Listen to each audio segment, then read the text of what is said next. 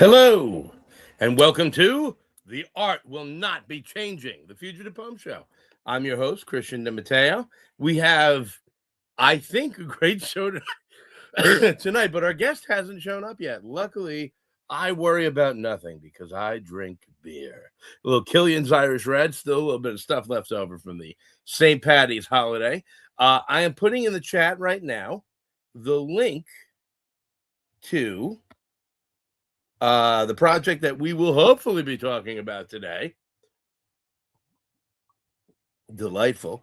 And we will see when our guest shows up. But you know who is here is my co-host for the evening, co-founder of Fugitive Poems, artist extraordinaire, and fine judge of soda water, James Lines, also known as Sisypius III. James, how you doing tonight? Put me on. I had chew weed, says Evan. What's up, man? How you doing? Good. Oh, Evan, I'm dying to get you on this show, especially on chew weed. What's chew weed? That's his gummies. Oh, Evan is a big fan of the gummies. So, got a couple of things to cover tonight, James. I'm really glad you're here. Our illustrious guest is missing. And the last time this happened, I was all by myself and had to tap dance by myself. So tonight we can tap dance together if need be.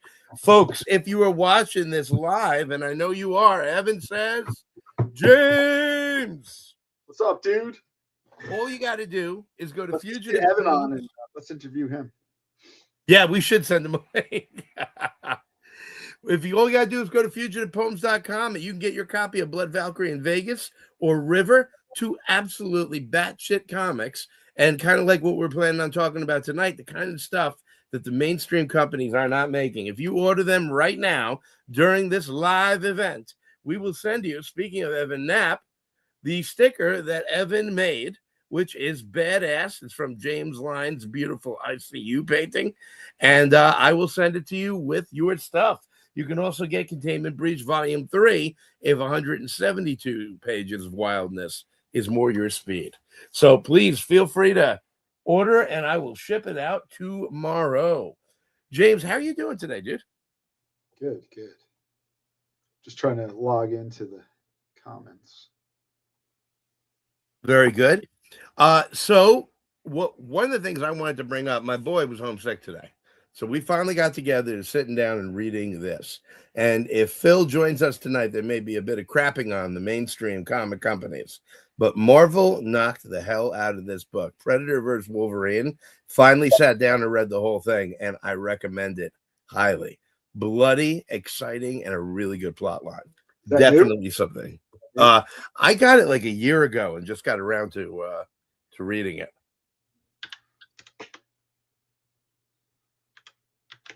So speaking of cool things that have come out, Brian Beardsley has put out his latest volume of Weird Stories. It's got some great stuff in it. It's a beautiful book. Came out wonderfully. You want to get on this series. I was scanning the internet, and Brian does not have a place to buy these separately, so we've got to yell at him for that. Prey was a great movie, Evan. Absolutely. Let's see.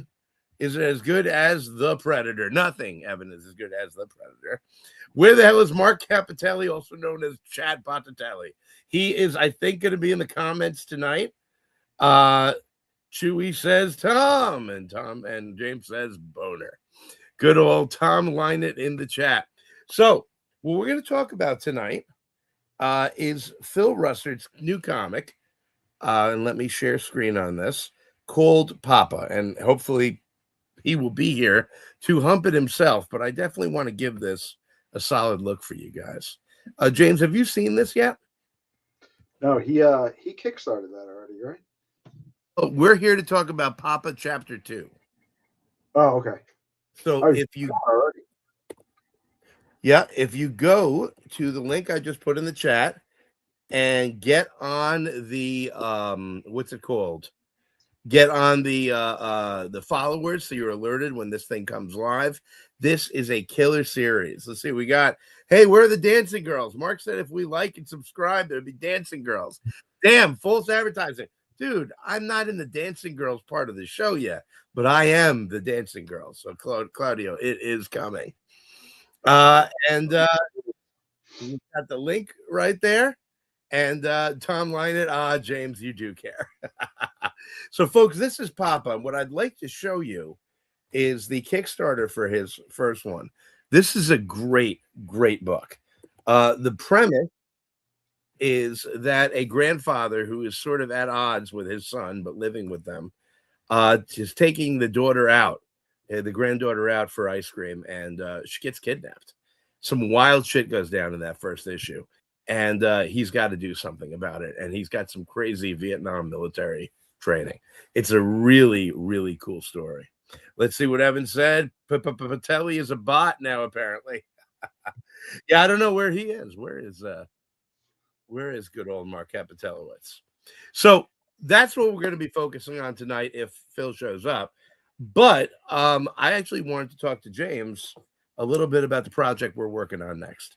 And folks, if you don't know, that project is Stripper Clip Sally. So James is neck deep in it, drawing it. We got Tom Lynott on letters, which I'm really excited. James, you want to give a little tease of what the premise of the book is? I'm sorry? Does Tom know he's on this one? I have no idea. Tom, you're doing Stripper Clip Sally. No, I did tell him that one. You want to give a little tease of what the basic premise of the book is? All right. So the backstory is Christian and I were hanging out in a drunken stupor, as usual. Yes. I forget how the conversation came up, but I was talking about weapons, which I'm a big fan of. Sorry, all you liberals out there. I love rifles. I love pistols. I love anything that will shoot a projectile, including arrows and so forth. But one of my guns is historic. It's a 1939 Mosin Nagant, which is a Russian, some people call it the peasant rifle. It was the rifle of not choice, but of necessity for the Russians in World War II.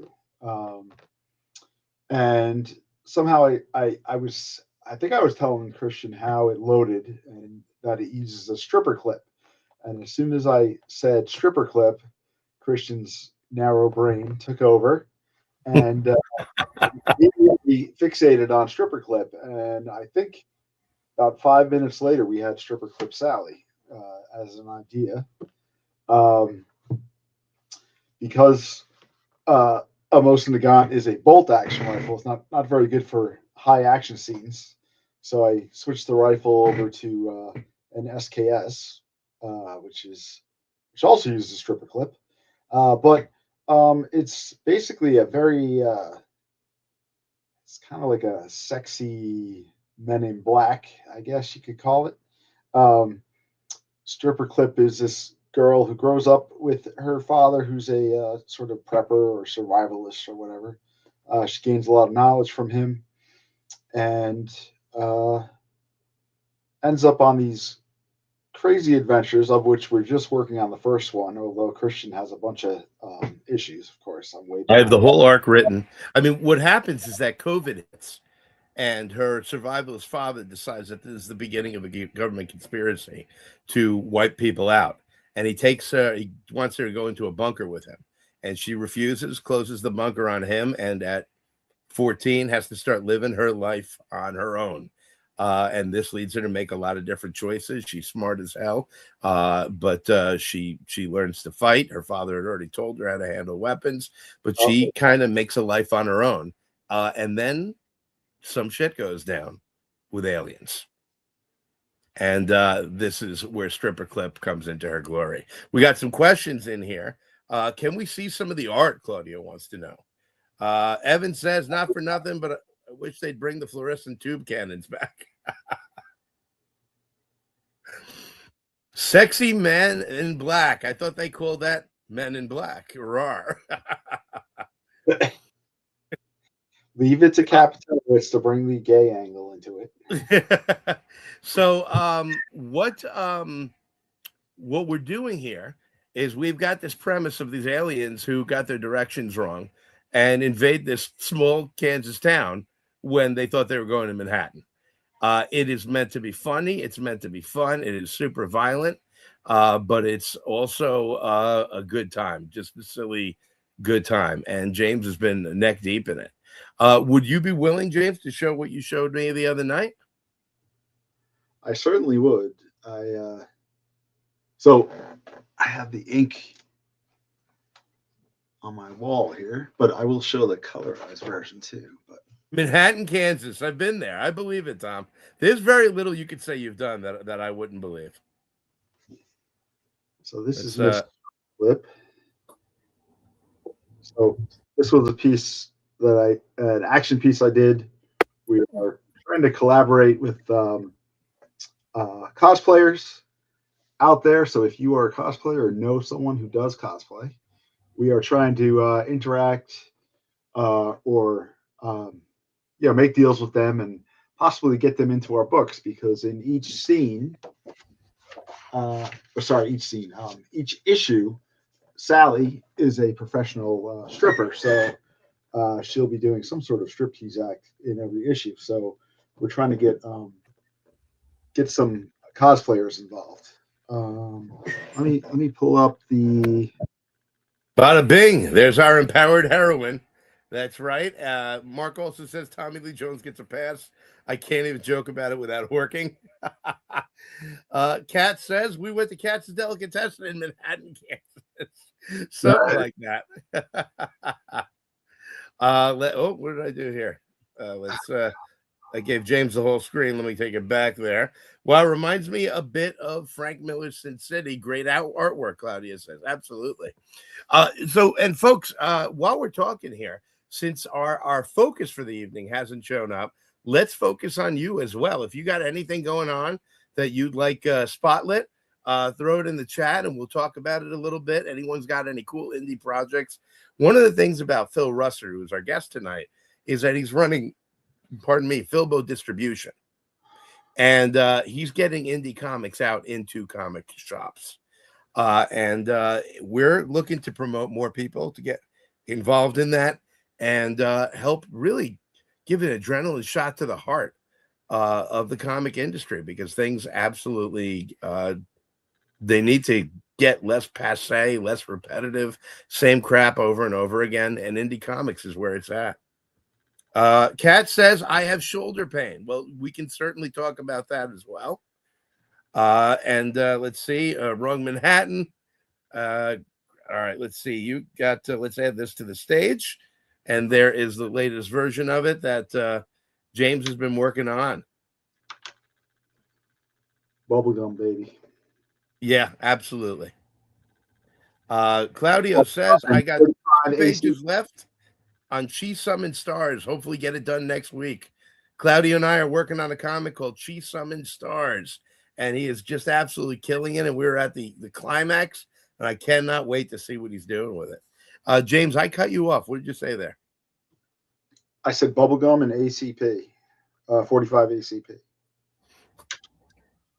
So one of the things that we're going to find out about Sally is that after she sort of illegally self-emancipates while her father is in a time lock in his bunker, not coming out for 5 years because that's the way he programmed it, she goes to school, she finishes her education, she gets a job, she learns karate just to protect herself, and all these things. And then she meets Jerry, who runs this strip joint, and he says, well, if you're looking for work, I'm always looking for people. And she becomes a top performer who can also take care of herself and sort of acts like a mother to the other girls and helps them out.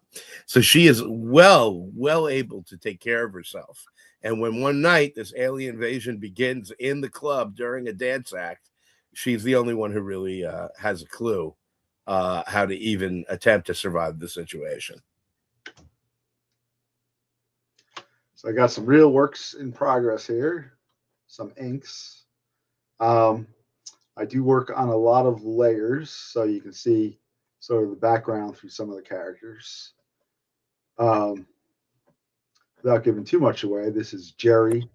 He's the owner of Dumplings and Darlings in where is this place again? I don't know why I always forget, Christian. I said Kansas, but I actually think I'm wrong about that. I don't remember. You know, it's funny. So, and any writers out there can relate. You write the script, you give it to the artist gets deeply entrenched in it, and you move on. There are so many details that James will call me up about it. Hey, in panel 5 on page 6, and I'm like, I don't even know what comic you're talking about. I'm 8 projects beyond that. So I'm always forgetting where it takes place as well. So this is some of the ink work. Like I said, I switched over to an SKS, which still involves a stripper clip. If you don't know what a stripper clip is that a stripper clip on the wall behind stripper clip, Sally, is what Evan asked. But we're actually zeroed in on one right now. Well, we were. This is what a stripper clip looks like. It's a relatively simple device. It kind of just holds your rounds, and then you stick it in the gun, which I sort of have here. The action's open here, so you would stick it in here and sort of push the rounds down into the magazine. So it's a fixed magazine. And yeah, so Jerry and stripper Sally are good friends, and this is his office within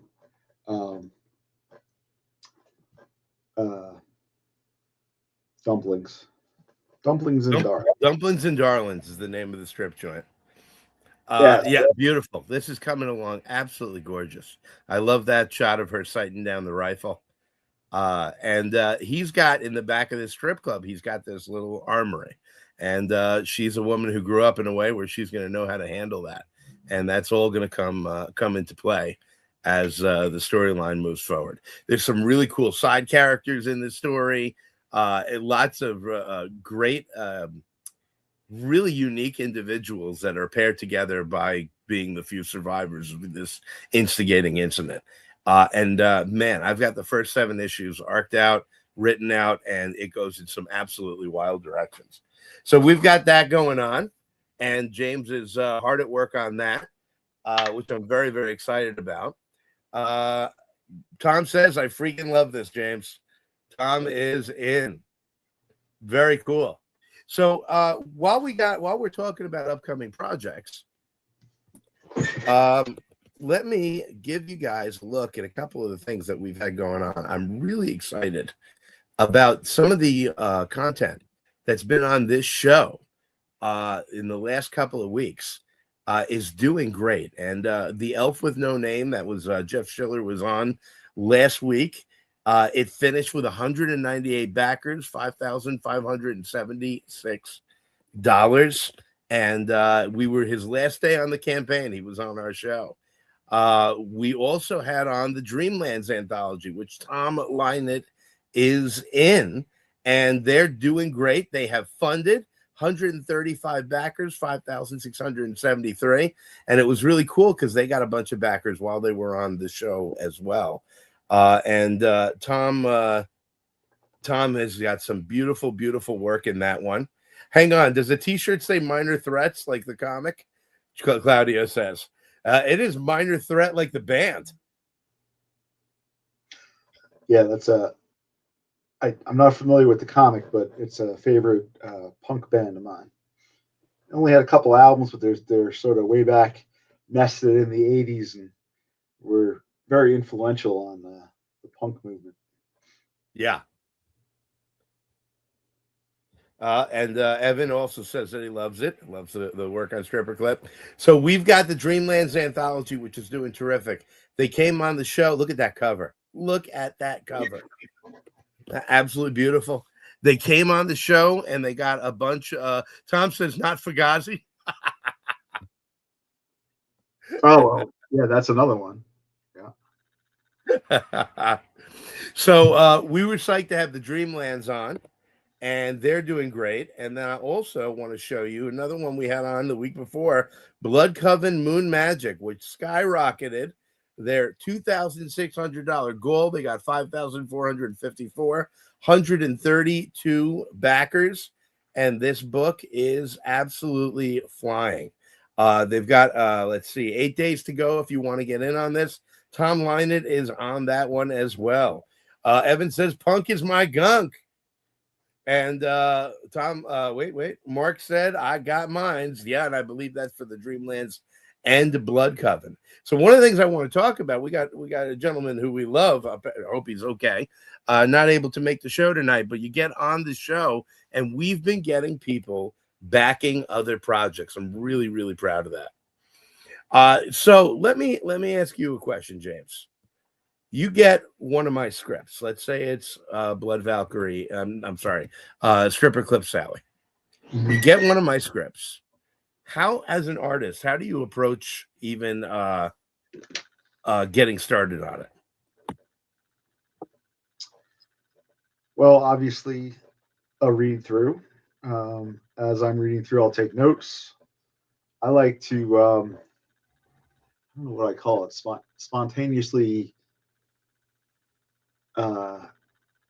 think about brainstorms as I'm going. Things will come to my mind that will bring up visuals. You're also good at giving me the starting point with your descriptions. Christian writes his scripts very much like a movie script, so he gives me lots of visuals to think from, but I also got to give him credit. He lets me kind of go off on my own tangent if I want to. And because of our synchronicity, it always tends to work out. I think about characters. Some of the character development that I do a lot in my head. I drive a lot, listen to music.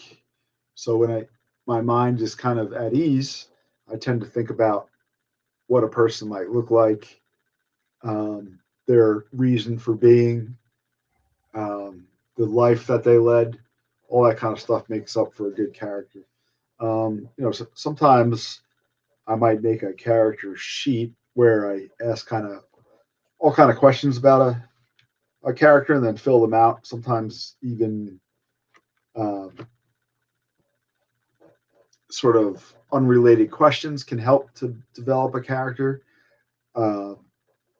There's a lot that goes into, a character shouldn't just be on the surface or be some sort of copy of some sort of Marvel character or something, at least in my opinion. I really want the characters to come to life. I want you to know them.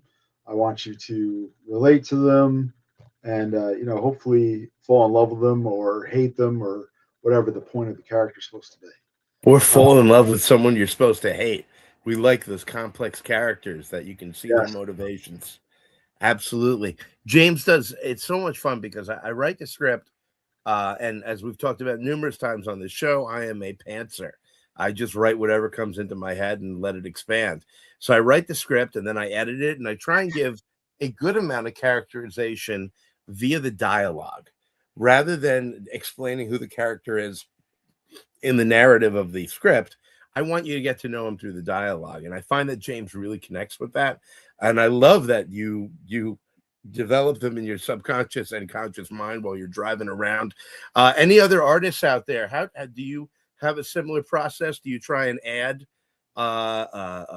more color to the characters before you draw them? If I had a dime for every time he pants me,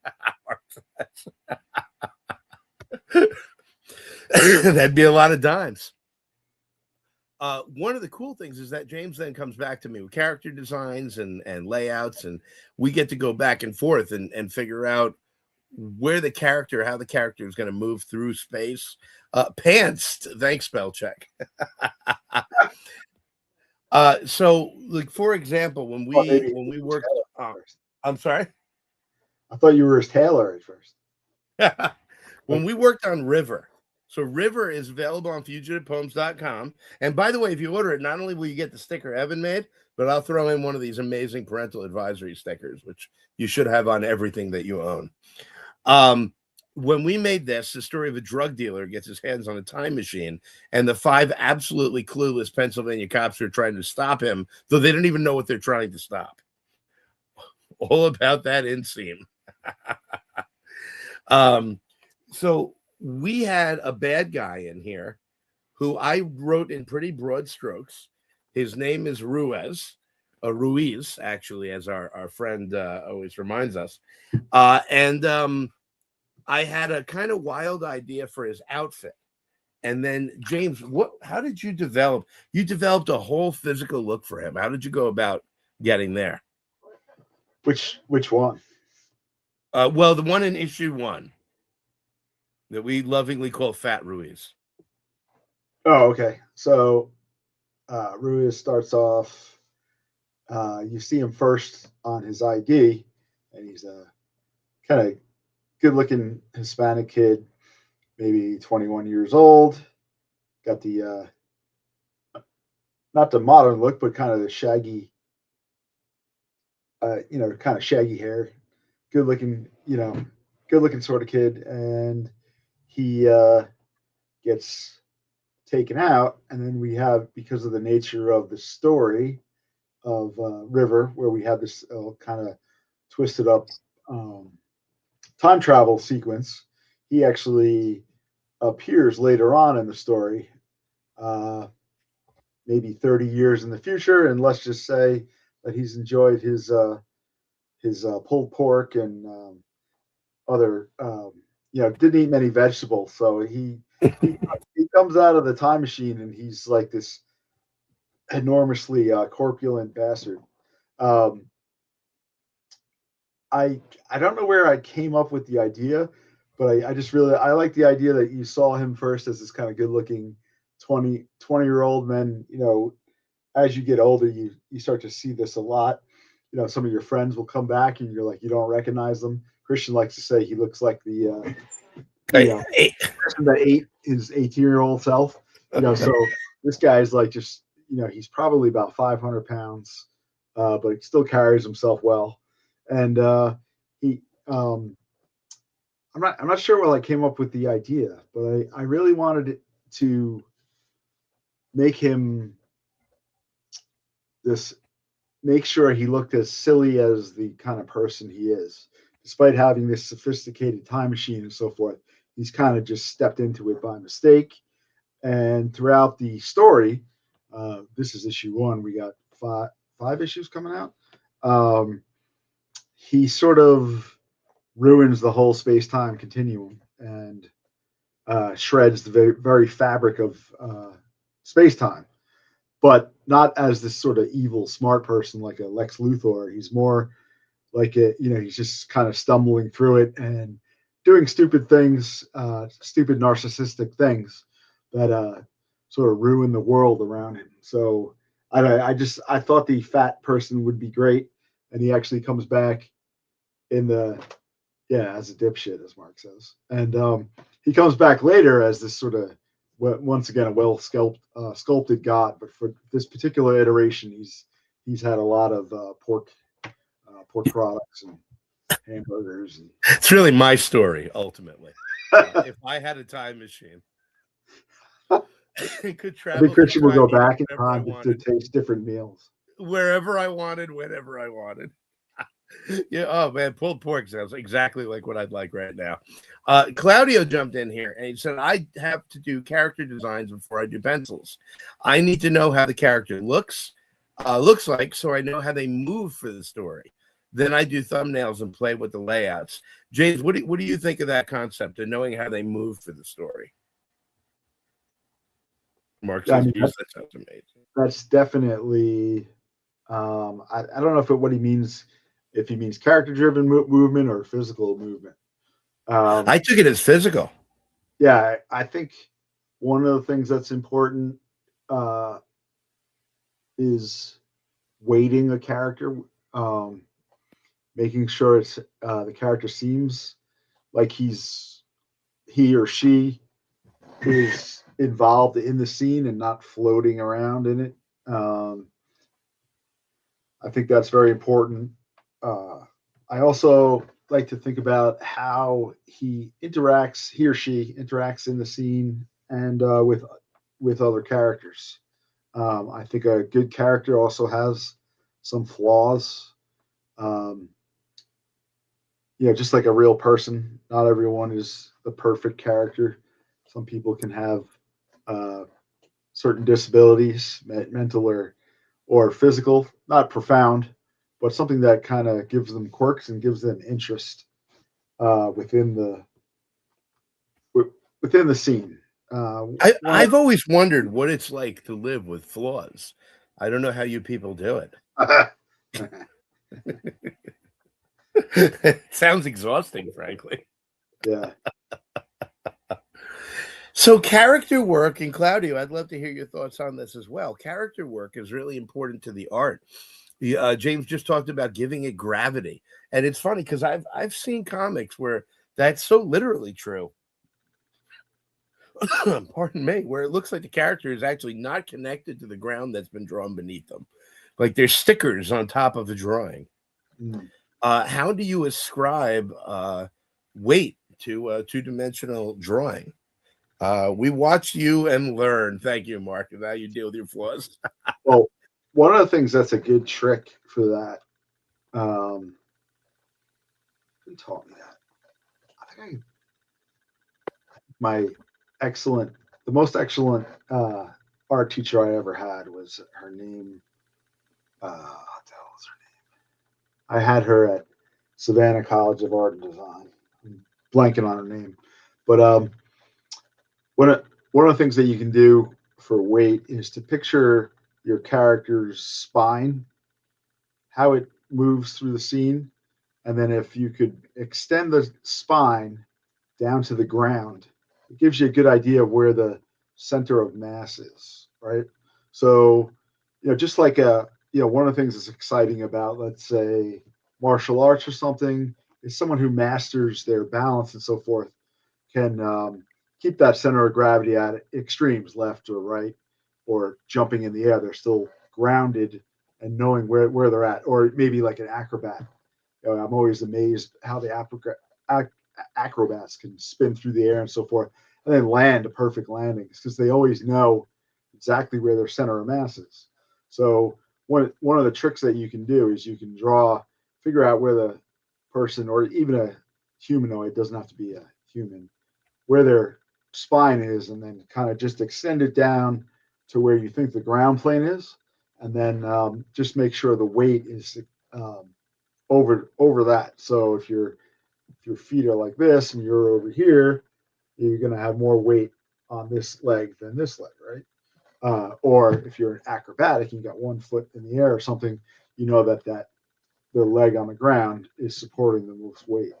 I think it's very important for not only realistic art, but even even cartoons. It's important to have a sense of where the character is in space. That's why it's not always good to have these kind of blank characters floating in the air with no surroundings to them. You got to have some weight and some sense of space, and then that also carries into the continuity of the I like to call it cameras, but Get a sense. Sorry to have missed. Oh, I worked out something. I missed something. Claudio, I worked out for the perspective, and that helps me sense or get a sense how to ground the character. Also, I do an action line to show where the spine is or how it's moving, like the way James is describing. Okay. there you go. He beat me. There you go. See, and this is so important. It's interesting because what James is talking about is important for me as a writer and for him as an artist, and it's the concept of grounding, both literally and in a storytelling way. So I have people that I work with that they're writing fantasy stories, and everything is batshit, everything is unrealistic, everything, and they're like, "Isn't it cool? This whole universe works entirely differently." And I'm like, "Well, you can't do that because you're not going to pull anybody in." Because Yeah. I need to have something I relate to. There's got to be something grounding me. Okay, maybe the floor is made of marshmallows, but I still need to be able to feel those marshmallows beneath my feet. So there has to be something real, tangible, tactile to grasp onto when you're telling a fantasy story. And what I'm hearing from James is that it's the same thing. If your character can fly, then the art needs to show that they are defying gravity, not just that it's a sticker put in the sky. And it's amazing how often I look at writers' work and artists' work where they fail to understand the multi-important concept of gravity. Yeah, I think in particular what instantly comes into my mind is the Rocketeer. If you look at some of the artwork that no good with names, but who's the artist for the Rocketeer? I'm actually blanking on that completely. Watson, something like that. Even in the air, the Rocketeer looks like he has weight and he's pushing through time. Dave Stevens. Yeah, there we go, Dave Stevens. And it looks like the rocket pack on his back is what's propelling him through the air. It doesn't, it's some amazing stuff to look at, and you can look at reference, but it's also, it's important for not beginning drawers, but drawers who are working towards being professionals, is look at a lot of source material and see how people weight themselves, especially in extreme situations. I like to look at stills of football players because they're so athletic and sort of, how would you call it? They when they're in the air, they look like they're in completely control as much as someone walking down the street, even though they're 6 feet above the air. But maybe basketball. Right, and they're guys that shouldn't be in the air. Right, the guys that shouldn't be defying gravity. Huge men, like 400-pound men. And so, I mean, that's a great example. Claudio said, lastly, I learned how to draw feet so it looks like it is on the ground rather than floating. Yep. Mark quoted me, I need to feel marshmallows under my feet. That'll cost extra, Chief. Dang, that's got to be a category on Pornhub. I'll let you know tomorrow. Yeah, I think that grounding is a really important concept in creation of anything. Think about, so one of my favorite school of art is surrealism. And I love Dali, and I fucking love Rene Magritte.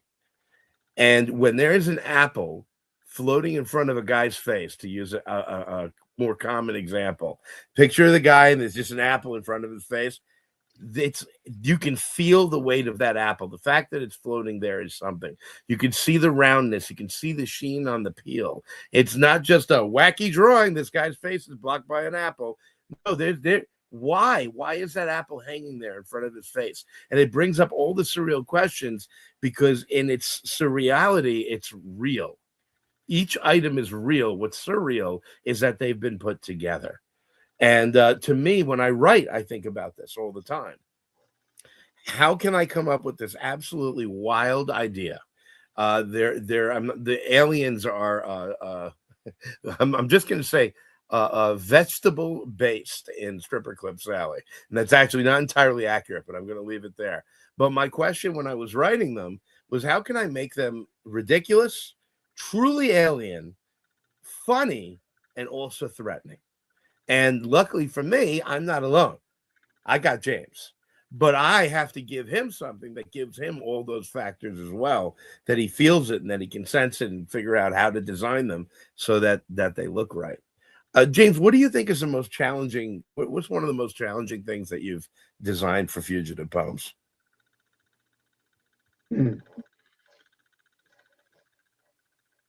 So Stripper Clip Sally is a vegetarian, Claudio wants to know. I'm not going to make the 5 jokes that came into my head. You mean personally me drawing, or the challenging, like a scene that I had to come up with? Either one, whatever pops into your head. Because I have, as a writer, I've got the power to dream up absolutely anything and throw it at you. What? Sorry, Stripper. Oh, you wrote, I didn't even realize you wrote Stripper Strap Sally. that sounds like a good offshoot of a stripper clip salad. Stripper strap. Stripper strap. That immediately puts things in my perverted mind.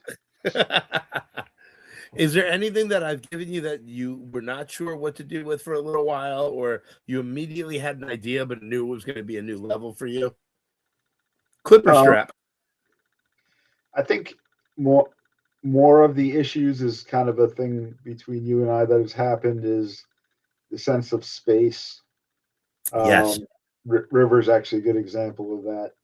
Christian will run off on tangents. He doesn't have the good sense of space, as in, I think a writer can take a lot of freedom in, spaces and setup, and the artist then has to go and figure out how everything's going to fit in the particular area that you're talking about. Christian had some scenes in River where we get into this vault that actually contains the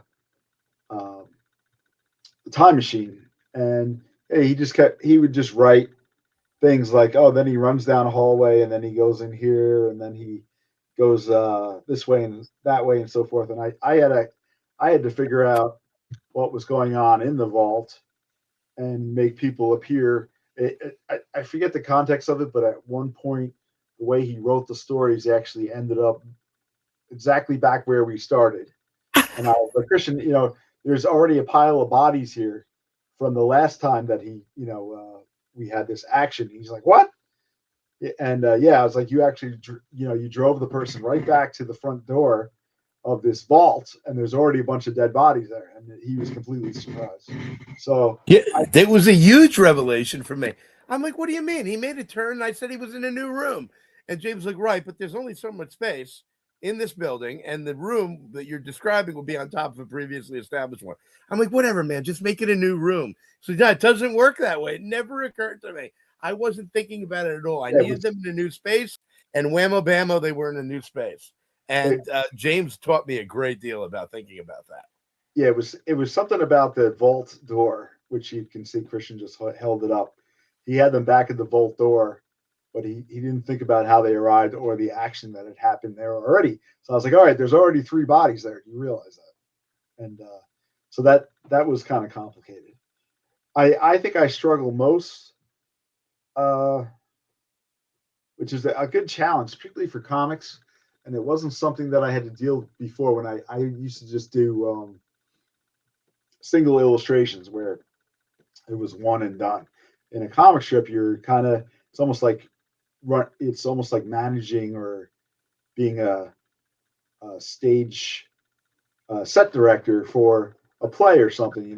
Things have to happen in certain space and time, and you also have to come up and fill a room. There's nothing like having to fill a room with stuff that isn't necessarily has anything to do with the story, but you want to make it feel realistic. For instance, like a dirty room, or things like things you wouldn't think would be difficult, piled rubble. We did a short called Narcellos in the Valley, and it takes place on a future Earth that has been overrun with garbage, kind of almost like a Wall-E sort of scenario, but much more twisted. And I had to come up with an entire kind of landscape scene of piles of garbage and so forth. And that is very challenging to be able to get all that and to make it look realistic. And it can get kind of tedious drawing garbage, right? Everyone wants to draw the characters, but not everyone wants to draw the garbage cans or the street lights or stuff like that. What advice do you have to artists to keep their spirits up and keep that fresh and give the same air of ingenuity to the background shit as they do to the main stuff, to keep themselves moving forward when they have to deal with that kind of thing? I think it's important it's very important for story. We had a conversation just the other day with Boner, where I said, part of lettering, part of the mystique of lettering a comic is making it basically invisible. You do a good job in lettering, people aren't really going to notice it unless if they're a real comic developer. They're going to say, "Oh, these are great. I like what you did here," and so forth. But the typical reader, uh, if they read through it and it's no problem reading through, that's a good lettering job. If you draw too much attention with your lettering, it can, or you take someone out of the sense of story by your lettering or by your backgrounds, then that's not a good thing. One of the things I struggle with is I tend to put too much detail in my backgrounds. Um, that can be a difficult thing, figuring out how much you have to show in order to convey the story and not much more. I think it is very important. Claudio was talking about perspective. That's something back in the day. I'm an old man. They used to teach us all that in fifth grade art class. And I asked the new kids coming up if they ever learned perspective before when I show it in class. They've never seen it before. It's one of the most important things. It's also one of the most concrete things you can learn to make your backgrounds good is a sense of perspective. I think you can get away with 1, 2, and 3 point perspective in comic books. And it's basically just figuring out where a horizon line goes and where everything is based out of that. It's actually very mechanical. It's not really, it's heavily involved in something called drafting, which has to do with comic drawing, but basic drafting involves perspective as well. It's something that you can do very mechanically. So it's not like it's some sort of magic that you develop over time. You just learn the process and you get it into your backgrounds and of course your characters. Claudio says, here's the struggle I find from writing to drawing. The mind can see one scene, one action from multiple dimensions, but we need to take that and put it in 2-dimensional paper. That is the trick. And he says, yes, I learned perspective in 5th grade as well. When I don't know why, but when we talk about backgrounds, this just happened for the first time right now.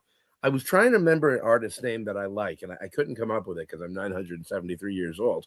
But another comic I read recently where the backgrounds really felt right. They felt like part of the story, and they felt like they'd been given enough attention without pulling from anything else, is a comic from Mad Cave Studios called You've Been Canceled. And I'm sharing it on the screen right now. If you guys haven't picked this up, it is really a cool story. It was a number of issues. It is now put together in a graphic novel. But if you look, I really wanted to showcase the background of this establishing shot on the left-hand side. And then if you look on the right-hand side, there's a blurred background on the first panel, and then a more detailed collection of debris and whatnot in the third panel. And I don't know why this came right back into my head when we were talking about what to do in the background. I found that the art in this was so engaging, and that even the tiniest details in the back, whether they were developed or not, fit the vibe of the story and kept that emotion moving forward with the time and the place. The artist is, hold on, where is it? The artist is not listed. That's great. I can't remember his name. There we go. Kevin Castanero. And the author is Kurt Pyers. But here's some more from it. I absolutely love this series. And just look at that picture right there. You can see all the background of the bar with all the stuff that was run in there. It's a really interesting mix of less detail and more detail, where he hints at a lot with his shapes. Like you can imagine those are all photos on the wall back there, and you don't have that, but you still get the sense of what a mess it is and how much vibrancy there is to it. You've Been Canceled is an excellent comic, and I want to say Keith Glisson. That's not the right name. He did a run on Lobo as well, but he was great. He had this weird. He would focus on Euclidean geometric shapes as the background, even for smoke. And it gave such a sense of flavor to the piece. And that's one of the things that I love about James, is that James really considers what the entire, like, if you look at any of our comics, if you look at, for example, the backgrounds on thermoclines in Containment Breach Volume 3, and I'm going to show that so you get a sense of it.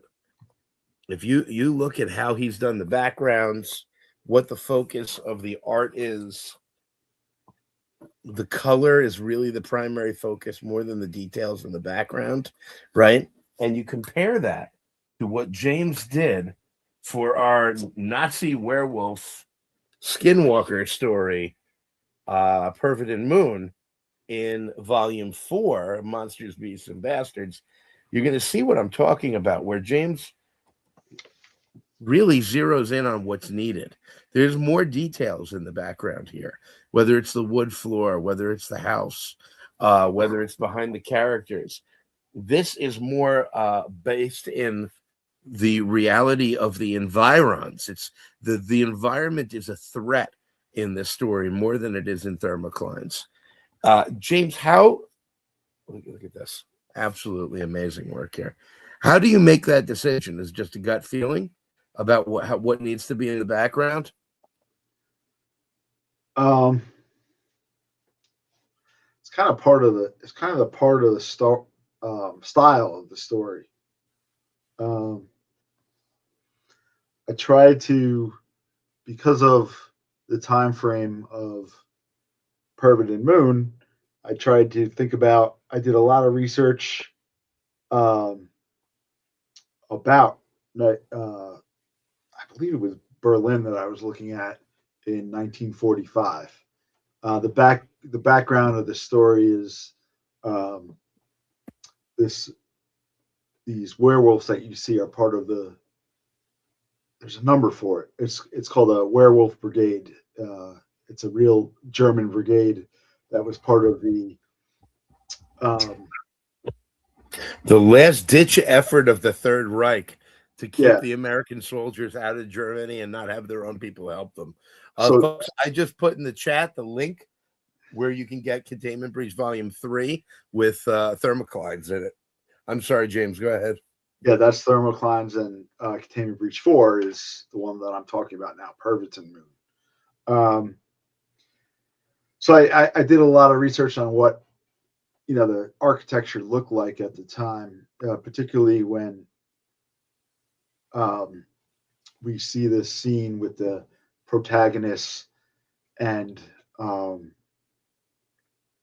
his sort of romantic involvement. So I drew out this 1940s sort of what a house might look like in the country in the 1940s. So in the case of Pervert Moon, it was important for me to think about being historic. I'm a big, I don't know if you want to call it fan or stickler. I like to have things work within the period that they work. I like to have objects. Obsessive? Yeah. I like to have objects look like they belong in the scene where they belong. I think about regions and so forth when I'm creating the backgrounds. And that another little trick that I was thinking about when you showed that artwork from that other artist is putting detail in the foreground. This is another animation trick, which I like to use. If you put a lot of detail in the foreground or in the lead-off scene, the establishing scene of whatever setting you're in, if you put a lot of detail in the first panel, in subsequent panels, you don't have to put a lot of detail in because the reader's or viewer's mind fills in the details. So that's a really good trick to learn. So you can do a lot of detail in your opening panel, your establishing panel, whatever you want to call it, and then you can take a break from that because the mind of the viewer will sort of fill in the details later on. So, folks, if you're lucky enough, like I am, to partner up with an incredible artist, and if you're lucky enough to have that become one of the coolest friendships ever, you've got to have some faith in each other that you're providing what each person's skill set is, and that the other person is going to see it from that angle. But you also need to be able to inspire that in each other. Writers, write with personality. Don't write blank descriptions. There is a building. Write it with a little noir flair to it, with a little sci-fi flair to it. Give that artist a taste of what you're looking for, of what you feel. Give them that excitement. And artists, throw what you got at the writer. Challenge them with stuff. I can't tell you how often James will come to me with something, and I'm like, yes, that's different than what I had in mind, but hold on. I'm going to make a couple of other tweaks to the script that's going to make that fit even better. This is a collaborative. This is underwater basket weaving is a co-ed team sport, right? You got to be able to work together. Mark pointed out the thing I never remembered to say. Hey, kids, remember to like and subscribe. I want to point out that tonight, even though our guest abandoned us, and I hope, Phil, I hope you're okay. I hope nothing tragic happened. Hope you're with us. But even though our guest didn't show, James and I were happy to talk comics, hear from you guys, and come up with interesting stuff. There's so much to talk about with making comics. We'll be doing this show every week, like Joe. Wow, and we're welcoming. We're truly welcoming. It's for Philbo, by the way, for showing us up. He's got the taste. Well, basically, James, you are a true phenomenal. Comment on my middle finger. James, you are a true phenomenal and insanely versatile artist. That is completely true. So, folks, like and subscribe. Next week, we got webcomic artist Mike Grassi on, with the creator of A Kid in a Comic and webcomic creator Aaron Brown on, and we're going to be talking about something we've never talked about before. My deep love. I can't even think of anything that's not vulgar. I'm not going to say it. We're going to be talking about webcomics. We haven't really talked about that. What is webcomics? What is the difference of putting that out? How often do you put it out? How do you draw it? Here we are talking about the detail that goes into a comic page. What about something that you're putting out on the regular? And in a lot of cases, these writers are also the artists. Truth, Mark said. Because Stone Cold Capitelli said so. Damn right. Tom has got about 400 nicknames for Mark, and I love it. Guys, I hope you had a good time tonight. We tried to spin into something different, and thank God, James, thank you for being on with me tonight. Otherwise, it would have been me going, hello, my honey, hello, my baby, hello, my ragtime girl, and nobody wants that. Thank you for those insights, too. Guys, when you work with a partner, whether you're the artist or you're the writer, remember this is a team sport. And together, you're going to put out the best shit, because it's going to be the stuff that neither of you would have thought about on your own. But that spark, the flint, the rocks together brings something entirely new. My favorite is that asshole. And he might show up, so tune in. That's true. Maybe Phil will join in next week. Ladies and gentlemen, go to fugitivepoems.com. Get your kick-ass comics. Right here, every week, the art will not be changing. I'll always find something to talk about. But we got some great art. We've got Brendan Albeit coming up next in 2 weeks. We've got people from lesser-known comics coming on. Guys, we're going to be talking Bigfoot Knows Karate. We may even have, let's see, have I gotten a confirmation yet? Oh, he said yes. Let's do it. All right, folks. April, you're hearing it here first. The most important date on your calendar, April 23rd, is my birthday. I know you were planning on doing something very sacred and holy that day for my birthday. I know, but I was thinking of not having a show so I could drink with my brother-in-law and my sister. But instead, I've got Frankie fucking White, 21 Fists, Who Killed Sarah Shaw, Eat My Flesh, Drink My Blood. Frankie White, powerhouse creator, is going to be on April 23rd. So make sure you sign in for that. Nah, the artist is the most important part of the comic. He is the Lord, says Claudio, and totally unbiased. Mark said next week we share our insights on green spot Irish whiskey and tobacco, which is what Mark and I did last night. a little bit of Green Spot whiskey, a little bit of pipe tobacco. It was a good night. It was a damn good night. And tell inappropriate jokes until we're canceled. Yeah, well, so if the guests don't show next week, this is what the show becomes. So, James, we got to get you some of this whiskey, too. Green Spot. I like the sound of it. Oh, Green Spot is so good. All right, ladies and gentlemen, I am Christian De Matteo. This is James Lyons. Together, we are Fugitive Poems. And we make fucking comics. motherfucking comics.